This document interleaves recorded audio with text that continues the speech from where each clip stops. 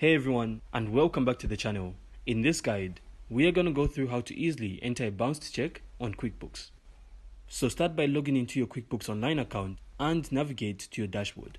You can then head over to the Sales or Customers section, then click on Customers. And from there, you simply have to locate the customer who issued the bounced check and open the original received payment transaction associated with the check.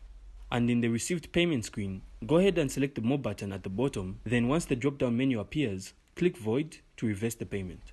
And after that, you can then click on the New button in the top left corner and select Expense. Then simply go ahead and record the bank fee you were charged for the bounced check. You can do this by choosing your bank account in the Payment Account field.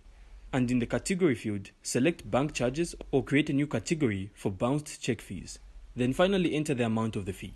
So once that's all done, you can then return to the customer section, then go ahead and find the unpaid invoice from the bounced check and reopen it by clicking Receive Payment to record the future payment when the customer settles the debt. You can also send the customer a reminder or updated invoice to inform them about the bounced check and any applicable fees they owe. So that's simply how to enter a bounced check on QuickBooks. So thanks for watching, and if you found this insightful, please consider supporting the channel by leaving a like, a comment, and of course subscribe. Then we'll see you on the next one.